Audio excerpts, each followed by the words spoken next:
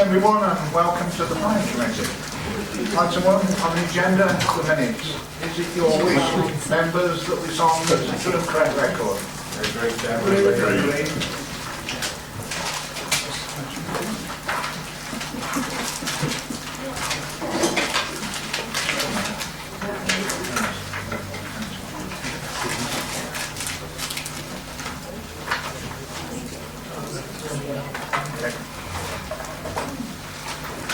Run out. Right, item 2, apologies for absence. Councillor Daventry and Councillor Ian. I think it's a full house otherwise. Yeah, sure it is. Right, members' interest, disclosable interest. No? Party whipping arrangement? No, Patchett. Yeah, I just wanted to say to members that I do know the applicant, Helen and Mr. Ringer. And I've had advised him on several occasions that he should contact my ward members should he wish to discuss planning matters, because I'm not allowed to. Thank you, Councillor Patchett. Party whipping arrangements. None. Members of the public, we don't get together as political groups or any groups at all to decide how we're going to vote. We decide on the night, but not the groups. Right, a bit of... There are no applications withdrawn, and a bit of housekeeping now. If the fire alarm bell rings, please go out the same way as you come in, as woodly as possible. Please switch your mobiles to silent, because it costs you £5 or £10, depending on the length of the ring, to the chairman's charity, and the chairman's here, so you won't get out the door. The proceedings are being recorded.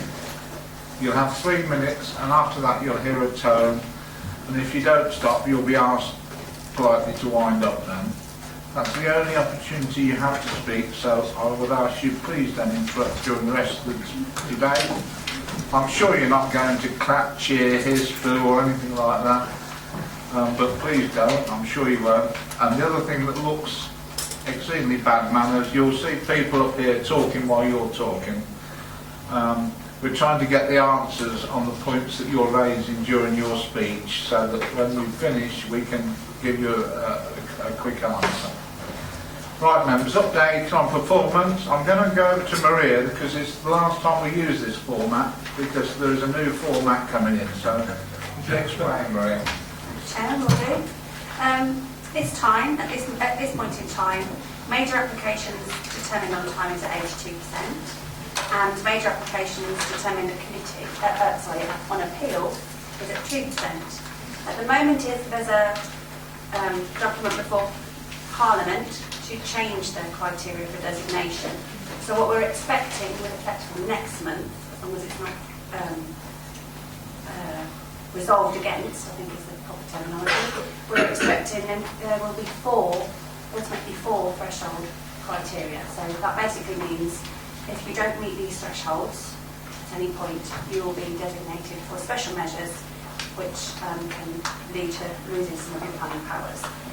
From 2017, the thresholds will be at least 50% of your major development must be determined on time. And they're also introducing non-major development. 65% of that, the applications must be determined on time.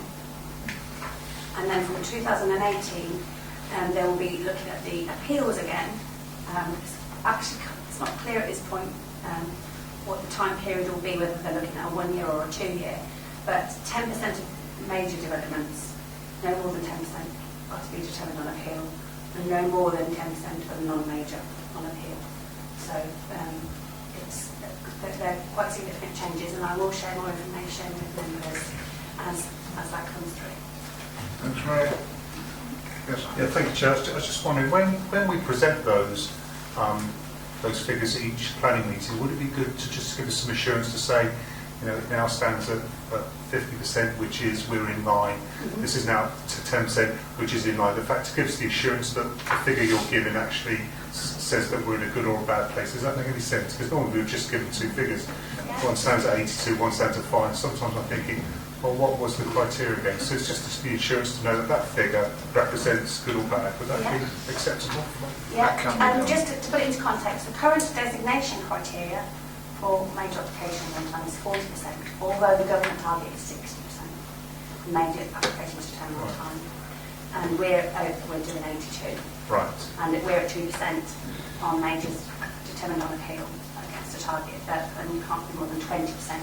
But that's quite a big drop Yeah. in the tolerance levels on that one. So it's important that we go through all of the applications and make sure that we're sticking to those targets. A couple of years ago, it wasn't quite like that. We were running very close to the number, and if we'd have made a few bad decisions at the time, we could have been in special measures. We could have lost their planning. Yeah, it's fair to say we missed special measures by the skin of our teeth. It was introduced retrospectively, and we literally were a point of a percentage away from being in special measures when it first came in. So we're all right at the moment, but yes, we can do that. Yeah, thank you, Chair. Okay, first application on is Broughton 0832. Thank you, Chairman. The application site lies in the junction between Old Road and A45 in Braunston and forms a two-storey detached dwelling which has the benefit of an annex adjacent to it. The application of 4 members tonight seeks to divide the corner house and the annex to 2 separate dwellings. At present, the annex and the dwelling as one unit has 2 accesses, and that will remain to be the case. In terms of dividing the property into 2 dwellings, there will be no external changes. The proposal is achieved purely by internal changes only. You'll see from the report that the Parish Council supported the proposal, as are officers. However, you'll also see from the report that the County Highways officers raised concerns as the development help isn't unable to achieve pedestrian visibility displays. However, it is also arguable that these vehicle accesses are already in situ and are historical accesses which have not resulted in any detriment or compromise to highway safety. And as such, officers recommended that that proposal be approved, as we don't feel that the development as proposed tonight would result in any further compromise to highway safety. Thank you, Chairman. Thank you, Joan. There's no local member for Braunston here. Right, members. Councillor Research. I would propose that we go with officer advice. Thank you. Do you have a second? Thank you very much. Anybody wish to speak on it? If not, we have a proposal that the application be approved as per officer's advice, which has been seconded. All those in favour, please show. Unanimous. The application is approved as per officer's advice. Well, I think that one. Sorry? You can solve it. Yes, it's correct. Right, next application is in Harleston, it's 0840. Thank you. Thank you, Chair. Members may recall debating this application site back in July of this year when it was being proposed for 54 dwellings. It's an allocated site within the West Northampton Sustainable Urban Extension. It's within Harleston's parish, but it does abut Northampton, the parish of Duston. If you look at this site as we have on the screen here, that's right, yeah. To the north and west of the site you have woodland. To the east of the Dallington Grange site, and to the south is Northampton Dustin area itself. Now, the last application on this same site, the red line boundary, is as it was previously, was refused for 3 reasons. First of which was the lack of a master plan, where members felt it was prejudicial to the delivery of the sustainable urban extension to decide the application without one. The second was the design and appearance of the 3-storey flats, which would have been on the corner of Whites Lane and Harleston Road. And the third was the boundary treatments along Harleston Road itself and how the development was inward facing. Following that refusal of permission in July of this year, ourselves and David Wilson have been in discussion with each other, and David Wilson and Harleston Parish Council have been in quite proactive dialogue with one another as well about how to move the scheme forward. So the new proposal for discussion and decision this evening is 52 dwellings, so there's a reduction of 2 from the last application. As before, it's a mixture of 1 to 5 bedroom properties, 35% affordable housing, which complies with policy, vehicle access from White's Lane, as previous as well, with the pedestrian access onto Harleston Road, and an area of open space to the south. Now, in terms of overcoming the previous objections on the last scheme, the master plan issue has been addressed, we feel, by the strategic development framework, which is now a material consideration for the council to consider in this and future applications.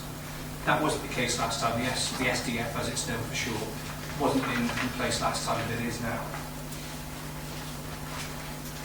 The SDF doesn't just cover this application site, it covers the entirety of the N4 allocation, as well as N9 and N9A, which are the 3 sustainable urban extensions, as you can see on the screen there. So we're satisfied that the development of this site will not prejudice the rest of the sustainable urban extension N4 in layout terms, as was previously the concern.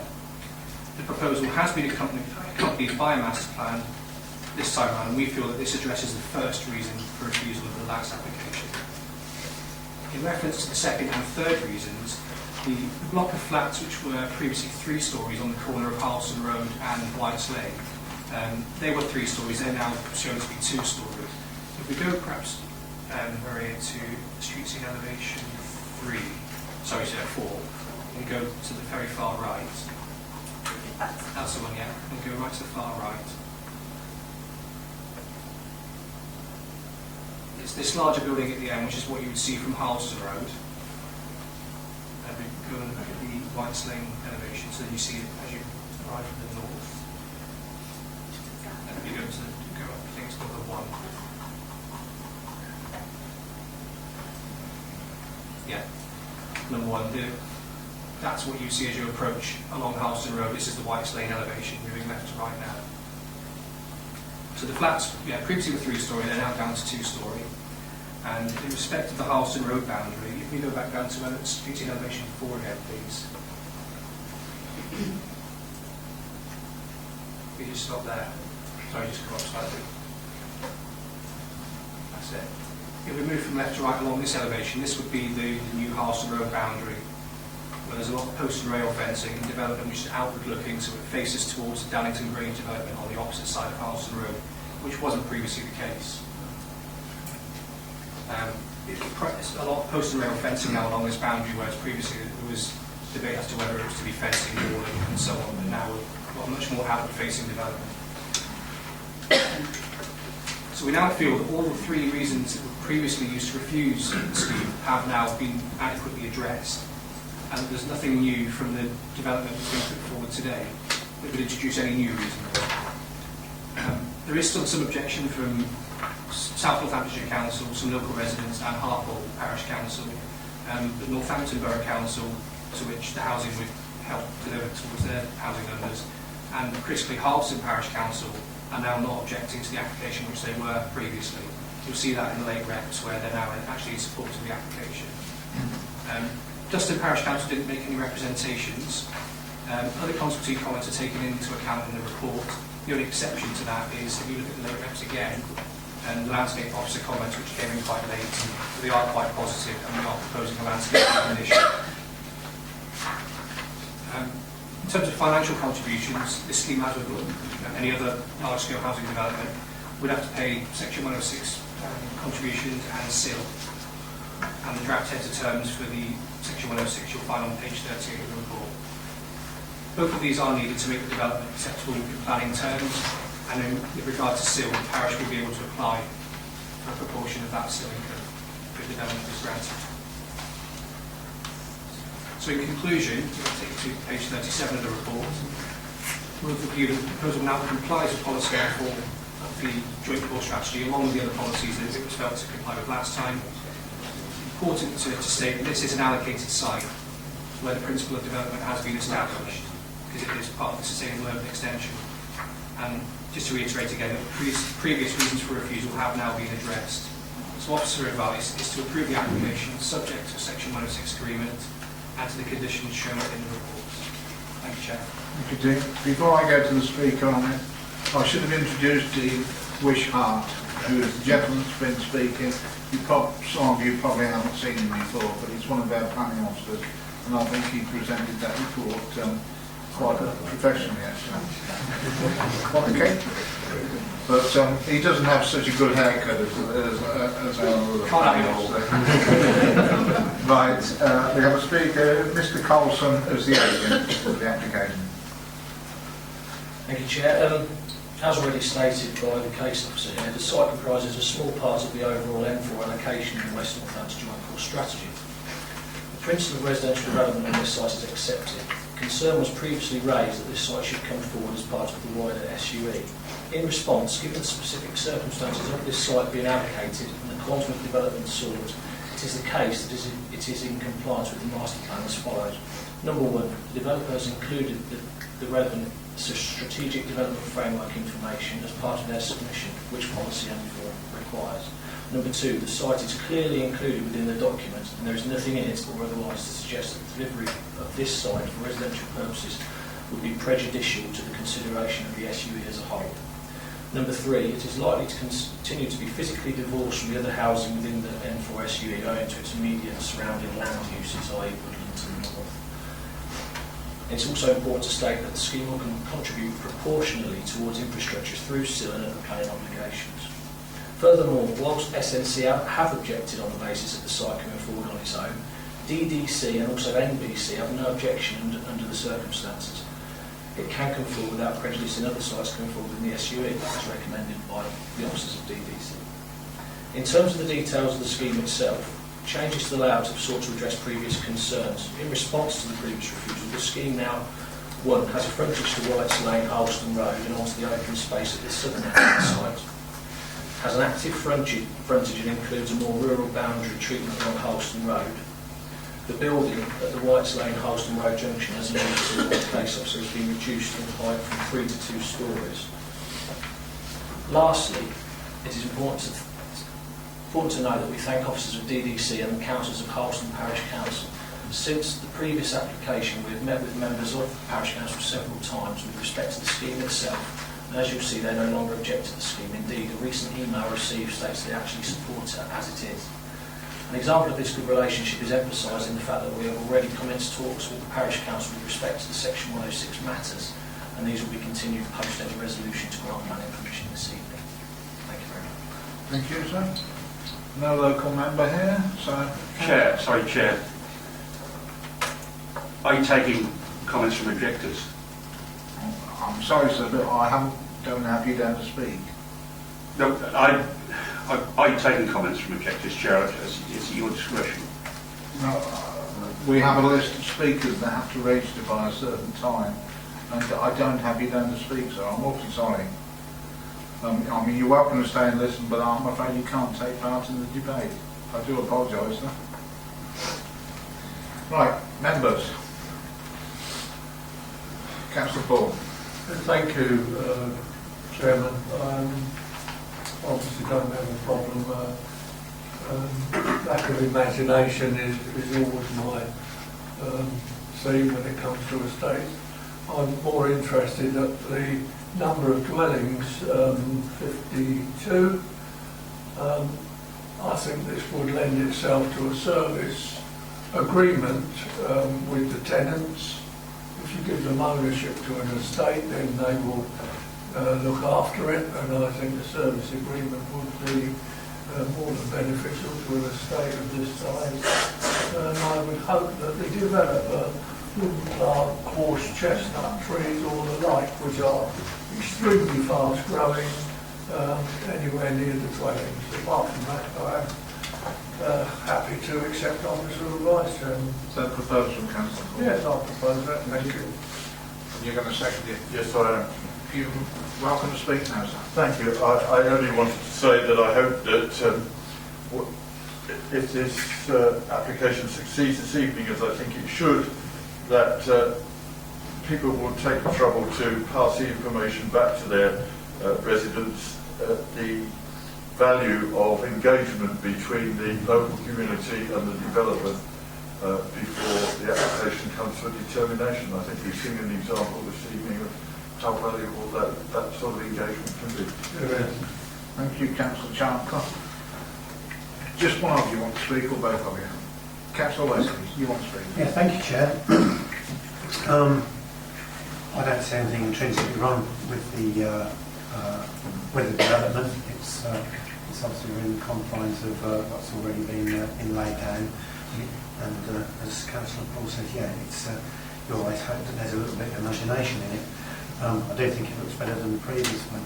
Just on the overarching comments within the pack, it does seem that there's just a little bit of it just seems to get loss of the joined up thinking on the planning mitigation or planning gain in terms of all of the transport. And I do think it's important as a council that we do try and look globally at getting the entire thing sorted out in terms of what we actually want, instead of sort of the piecemeal elements of it. I know it says it's proportional. It just always worries me that everything is done seems to be done in bits and pieces, and I do think there is a worry with the comments within this pack along those lines as well. And I do think we should just keep an eye on that going forward. Thank you, Councillor Wesley. Any comments on that? Hopefully I can helpfully clarify. Because SIL is in operation for this particular development, all of the larger strategic infrastructure is technically covered within the SIL element, and then there's 106 for those more local issues that are directly pertinent to the site. So that's how it operates. So that there is a contribution to the strategic transport. Sorry, Chair, I do understand that, but it's always important that everything is joined up together, so you actually get much more meaningful infrastructure in place. And it just always worries me that you get the bits and pieces instead of the global view. And that's one of those things. Yes, it is in the immediate vicinity, but of course all of the future plans are in the immediate vicinity, and they all impact upon each other, don't they? So that's all I'm saying. Thank you. Councillor Ritchie? Thank you, Chair. I'm happy to support this. I'm interested to know, though, whether there is anything that can be done to respond to some of the concerns raised by South Northamptonshire Council. I'm in particular concerned by their first bullet point on unit bottom of page 24. Whether there is sufficient provision here for community facilities. And I just feel that there's something that some response that can be made, or something that can be put in as a condition to at least to meet that concern. Thank you. You want to comment on that? The only comment I've made is I note on that paragraph that mentioned about community facilities. They've also mentioned about would it be worth investigating if a sports pitch could be provided on the open space. Probably question their knowledge of the site in that particular case because of the sloping nature of it, but I couldn't really comment any further. Thank you. Right, members. I'm sure if this application turns out as good a development as the one across the road, and I'm sure it will knowing the developers, we'll have two good sites that you'll see coming along the Holston Road. We have a proposal that the application be approved, which has been seconded. All those in favour, please show. It's unanimous. 12 again.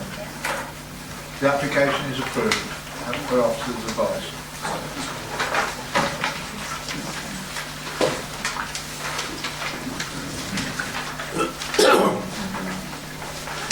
Next application is in Helidon, and it's 0959. So it's you, John, it's not D. Right, yes, me now. Yeah, right.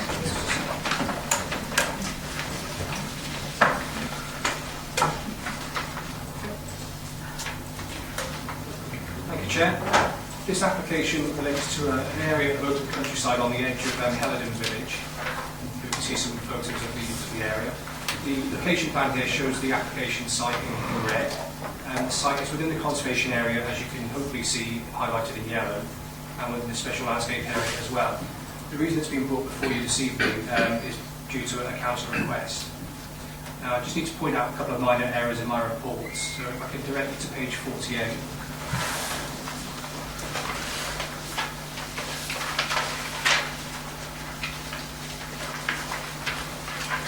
On the first line of the first paragraph, it then talks about the second tennis court. The word second shouldn't be in there. And onto the second paragraph, quite a long paragraph, the last sentence of that, it should say officers, not councils.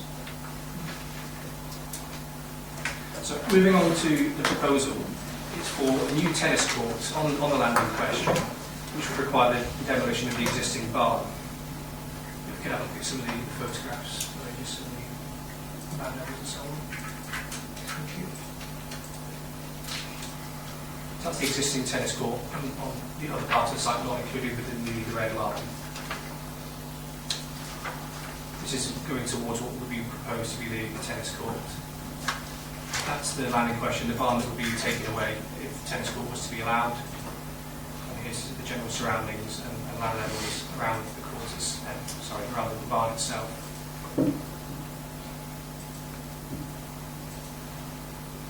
Okay, so the tennis court was not proposed to be lit, and there's no objections from the parish meeting, from neighbours, or from the county's archaeology department. We do, however, have concerns from our conservation and landscape officers. Those concerns include the elevated position of the land, the fact that the tennis courts would be a substantially larger footprint than the barn currently is, concern over the principle of the extension of residential curtilage into the open countryside, lack of details of levels due to the sloping land, and the proposed screening is felt that it would be ineffective and would probably create a false barrier. Now, no levels information has been submitted, but even without that, we're still of the view that there would still be harm to the character and setting of the countryside, the special landscape area and the conservation area by effectively urbanising parts of the countryside right on the edge of the conservation area.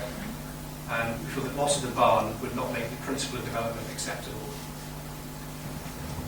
So officer advice is to refuse permission for the reasons set out in the report.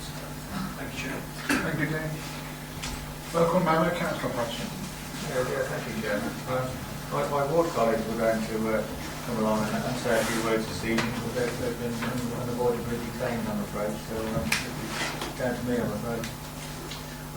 First of all, I refer members also to page 48, and the penultimate paragraph where paragraph 28 of the MPPS states that the building and maintenance of the tennis court would help and support the rural economy, and I'll add more about that a bit later. And I would just like to reiterate that Lent House isn't listed, and the conservation area states on page 45 that the development would cause less than substantial harm to the conservation area. I was a little confused about the terminology in the paperwork with regards to the bargaining chips. I can't ever remember seeing that as a description in planning law. However, there is plenty of reference to the reuse of previously developed land and to replace an eyesore barn, which all of the village hate, for a flat piece of grass with a fence around it, does in my mind constitutes an environmental and visual benefit to the conservation area. But that's just my opinion. Well, in fact, it's not just my opinion, as I'll expand in a moment. There is no application for a change of use to residential from agricultural use, and I really think, I do appreciate the officer's legal definition of the tennis court, but essentially what this is a piece of grass with a fence around it. There is support from the neighbours and no objections from the village, and to give you some idea of what Hereford Parish meeting and the general village is like, they are a very particular group of people who are very keen to see some things in their village and very keen not to see others. And they do give their ward members, I can assure you, a lot of grief when they talk about something that they don't like. One particular person, some of you may know, is Gina King, ex-county councillor. Herndon has spent a lot of time writing their village design statement, and they feel that the proposal does comply with their policy. In fact, the visual design statement does not identify the views on the landscape around Len House as important. The barn has no significance, and it is agreed by officers that it has a negative impact on the landscape by a landscape officer, which he states on page 44. A new hedgerow will increase the biodiversity in the conservation area, and when I visited the site recently, the outlook of the parish land gives the impression that all the buildings being a group, and there is no separation except for the construction materials, and the barn does not stand in isolation like group. The officers are, in my opinion, correct that lighting should not be permitted on that location, and the grading scheme should be produced as a condition should the committee go against officers' advice. So finally, there's no parish objection, no neighbour objection. We as ward members, and I include myself, Councillor Guildford and Councillor Griffin, don't see any objection and see it as a benefit to the village for sports reasons and all sorts of other reasons as well. And the removal of the hard surface tennis court from its current location would benefit the general setting of Len House, which again I'll reiterate is not listed, but it's actually a really nice place and pretty place in elegance. So I'll leave it there for a moment, Chairman, and let other members want to. Thank you, Councillor Patchett. Right. Councillor Wesley. Thank you, Chair. Yeah, looking at this, I really don't see anything wrong with it, and I think from what we've already heard, I think I have to agree with everything that you've said on that. That barn is particularly horrible, and I know the tennis court is going to be larger than the barn, but it actually doesn't stick quite so high in the air. I also don't think it's quite as ugly a tennis court that is. And I know it's about that is a particularly horrible barn, and I cannot see that a tennis court will be overly detrimental to the site. I think, I'd like to second the proposal that we go again. There is no. I could make it available, but I've got policy. Once done. Okay. So there's no proposal. I'll leave that until Okay. Councillor Patchett. So, but I agree with Councillor Patchett on this. Councillor Argo. Yeah, again, it is very subjective, isn't it, about what constitutes a detrimental effect to the area, and I again am really struggling, and I've got the utmost of respect for officers in their judgments and that, but I'm struggling, and I am of the opinion to go against officers' advice on this one as it stands. Thank you. That's all I need to say. Subjective. Councillor Chapman. Thank you, Chairman. I simply want a clarification of something that Councillor Patchett said. I believe that this, as it stands, does constitute a change of use of the land. Can we have clarification on that? Thank you, Chairman, to come back on that. First and foremost, Councillor Patchett mentioned that this proposal is on previously developed land. The site does not constitute the definition of previously developed land, and in allowing the proposal, there would be a change of use of the land. At present, that piece of land is agricultural. If you accept there's a tennis court on there, then it will become residential. So members would be extending the residential curtilage of the existing property, and by doing so, members would have to accept that there would be domestic paraphernalia on that site in future applications. In considering the proposal, I think members need to have regard to the comments of the Conservation Officer. Those comments do suggest that it would be detriment to the conservation area. There's a statutory duty to either preserve or enhance designations such as conservation areas, and where the development was neither, then and harm is identified, that harm is being balanced against any public benefits. So if members decide that there is no harm, so that the proposal in some way does preserve or enhance the conservation area, the members must equally identify what the public benefits are and whether or not those would outweigh the harm identified by the Conservation Officer. Thank you, John. Thank you. Do you wish to say anything else, Councillor Chandler? No, not now, Chairman. Okay, Councillor Ed next. Thank you, Chairman. Well, I agree with officers on this. It is in a special landscape area. It's in a conservation area. It's not in their garden. As it said, you'd have to change the use. I think I'd rather see the barn. I don't know how old it is, but it's got to be quite old. I mean, when it comes to fall down, okay, but at the moment I think we should stay there. Councillor Pratchett said that it would be good for sports reasons, but the only sports reasons it would be for is the family, unless they can open a tennis club, and then that makes it altogether different because they can't do that either. So I think it should stay as it is. I agree with its advice and for the reasons that they've said. Is that a proposal? Yeah, if you want, then I propose we go with Mrs. Advice. Okay, do you have a seconder? Councillor Osborne, do you wish to speak now or go on the queue? No, I don't wish to speak, thank you. Okay, think Councillor so. Osborne. Councillor Irving Swift?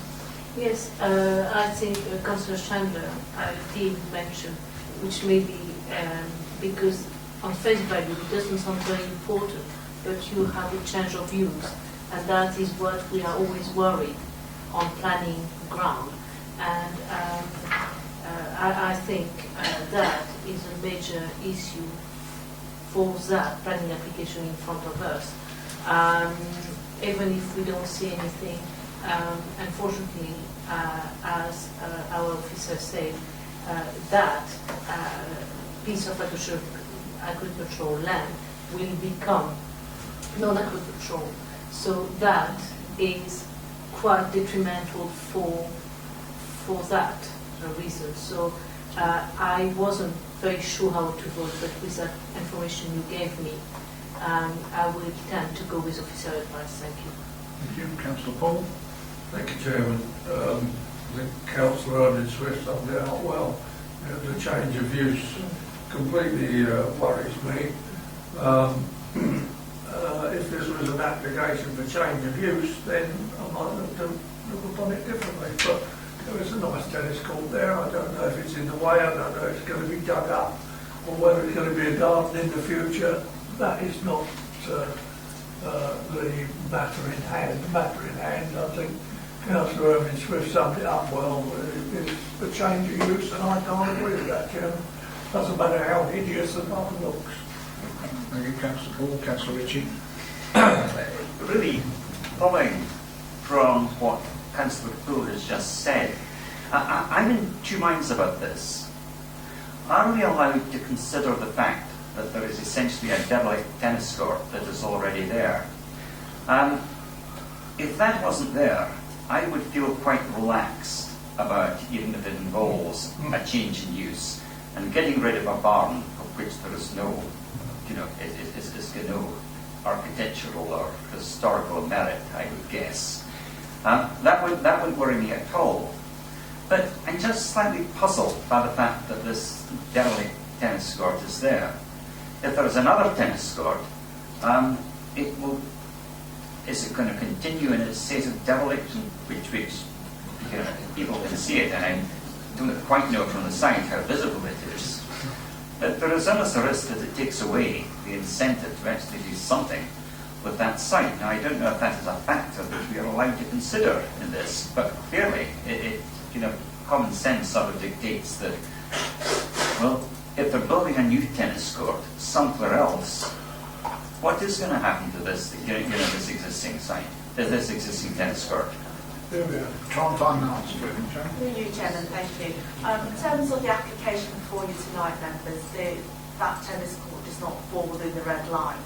So that's not, as Councillor Poole has already suggested, that's not a matter for consideration. However, my understanding is that if that particular tennis court would be removed, however, like I say, that's not a matter for consideration.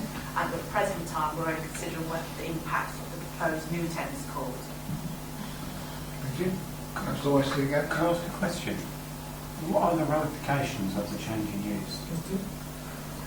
In terms of the change of use, what you're accepting is that forms part of the residential curtilage to the existing dwelling. So you're extending the residential curtilage out into the open countryside, where we would normally not permit any residential development without significant justification.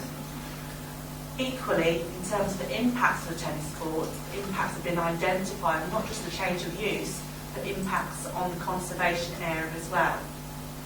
So as previously stated, you have a statutory duty to consider those impacts in terms of impacts on the conservation area as well. But just to be clear, the change of use doesn't mean that you can build an extension of house on there. If they were to apply for it, You'd have a job to refuse. if they were to apply for an extension, that forms part of residential curtilage. You'd have to justify why that extension would not be detrimental to the countryside, as you would accept if you want to accept that's part of Even though it's still in the curtilage. conservation area. Yes, because you accepted the principle of residential. Yes. Okay, thank you. Okay. I think we've debated that for long enough now. Nobody wishes to say anything I'd else? like to raise one final point, Chair. Yeah. Just on the basis that no one seems to like the look of this barn in particular, well, there's nothing really to stop that coming down anyway in isolation without the provision of a tennis court. And it was suggested at pre-application stage by myself to the applicant's agent that the current tennis court could be refurbished also without any particular permission. Thank you. We've got a proposal that the application be refused, and she's been seconded. All those in favour, please show.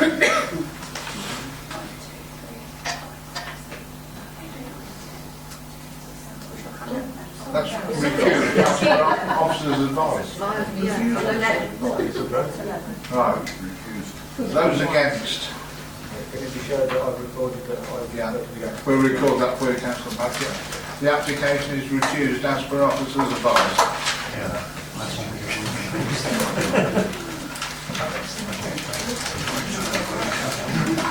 The last application is in Abbey Salem, it's 1032. Chairman, the detached dwelling is actually the building stage, and the first report member tonight is for a single story extension to create annexes. Annex is not self-contained, but there will be no kitchen provided, and it will be to the rear of the property itself. If you look at the photographs, you'll see that the proposal sits on a much lower land level than the surrounding properties, and as such, it will have very little impact on the neighbouring properties at all. The reason being put forward by the proposal is that the applicant's mother-in-law is just suffer from dementia, and as such, they're hoping to move her first towards a family home so that they can effectively keep an eye on her.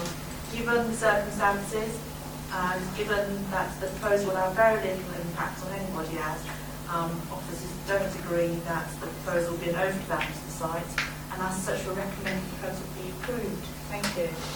Thank you, Chair. Well, by process of elimination, you must be Mr. Rush. You have 3 minutes, sir. Good evening. Yes, my name is Mr. Rush, Alan Rush. My wife and I are applying for permission to extend their house to the rear to provide accommodation for my wife's elderly parents who are in desperate need of our help and support. It's actually my father-in-law that has Parkinson's disease. My father-in-law, Mr. Haynes, is 87. He's suffering with severe Parkinson's disease.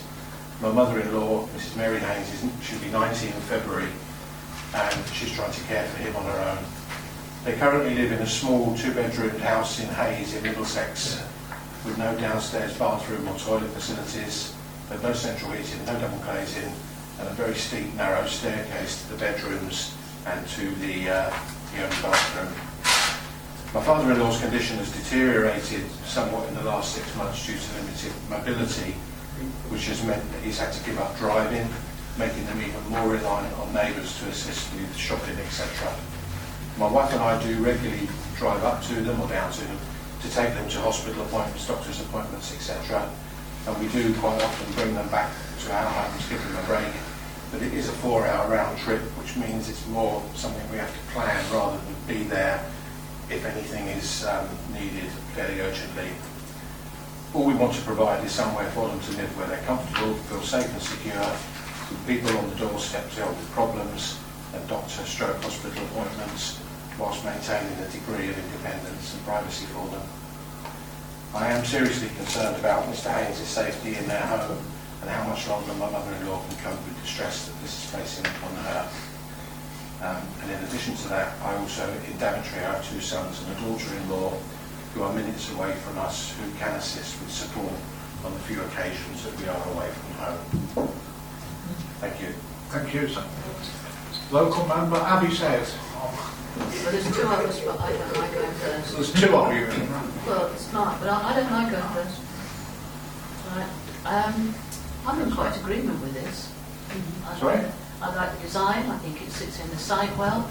I'm quite happy to go with officer's advice, and if you want something to propose, approve, I will. Thank you. Do we have a seconder? By looking at the other ward councillor. Councillor Wesley, would you like to speak? Yeah, I think I agree with Councillor Adam on this. I mean, it's local to me, it's just round the corner, so I'm quite familiar with it. So I really don't think it's overdevelopment. Not in the context of the site. It's the sort of that part is as it is. I live on it. I know what it's like. I see no problem with it, so I'm only too happy to Thank you, Councillor Wesley. Councillor Victor Swift. No, I just wanted to say that the overdevelopment sounded not a right reason to be able to refuse, so because everything is fine, and I think it is good with officer advice. Thank you. Councillor Charlton. Yes, just 2 comments, Chairman. I would ask members to draw their attention to the proposed condition 3, that this should remain part of the main dwelling and not ever be separate. And I would ask people, or just to remind people, never underestimate the effects that Parkinson's disease has on the elderly.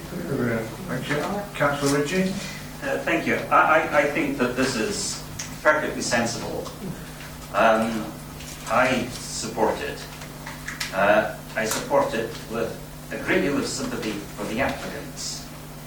The question I'd like to ask, though, is I wonder whether sometimes I would find it useful for us to have a statement of when it is allowable for us to take into account the situation of the applicants when we are considering applications.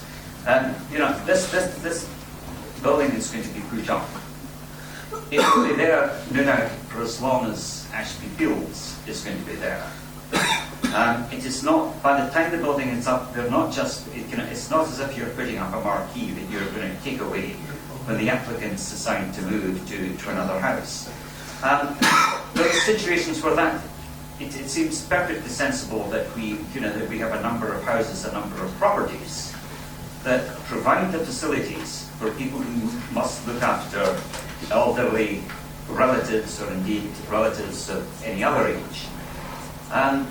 But I just have this question about when that is permissible, when we should take account of that, and when we have got to say actually what we're looking at is what is going to be the impact of an extra building or an extra bit of a building. Thank you. I think it's fair to say, in this particular case, planning officers are recommending approval of this application on its own merits. The fact that there is a family story that goes with it as well may add to the reasons for approving it, but fundamentally there is no planning reason without taking into account the occupiers in this case. We've had this 2 or 3 times before committee, in my time coming to committee, which is 5.5 years, and I think I'm trying to make sure I've got the terminology correct, but sometimes it is a material consideration to take into account the circumstances of the applicant themselves. It's not often a material consideration because, as you say, that building will be there potentially an awful lot longer than the existing occupants. But we've had, I think, perhaps 2 or 3 at committee in the last 5.5 years. I remember too. It's true to say that normally you would only apply a personal condition on an application where you feel that occupation of that building or of that property would raise other issues if it wasn't occupied by that particular person. Yeah. And it's only under those circumstances you would apply a personal condition. In this particular case, irrespective of the actual user, officers feel that the building itself is acceptable. Right, quick. Councillor Wilson. Chairman, can I just add it? I think Councillor Richard makes a very valid point. On this occasion, I don't think it is a material consideration. It's one that I think a lot of people in this room would have considerable sympathy. The issue is you've got to consider it on its merits, and what you've heard from the officers and supported by a number of members is that on its merits, this development could go ahead without any detrimental planning harm. And I think you have to consider it on that basis, and you're absolutely right to raise that point. Quick one. Yeah, it was just quick, just to say that I understand what Councillor is saying, but I think it stands on its own, and I think it's a design, I think it works by itself, and that's why I seconded it, not for any other reason. I think the longer you're all on this committee, the more you'll hear stories accompanying planning commissions that some you believe in and some you don't. And, whereby they might be a consideration, they might not be a consideration. But this particular one, as you say, stands on its own, but I believe the story as well. Right, we've got a proposal that the application be approved, and it's been seconded. All those in favour, please show. Unanimous. Okay, the application is approved, sir. Thank you very much. That concludes the planning committee meeting. May you all have a wonderful Christmas and Merry Christmas, John.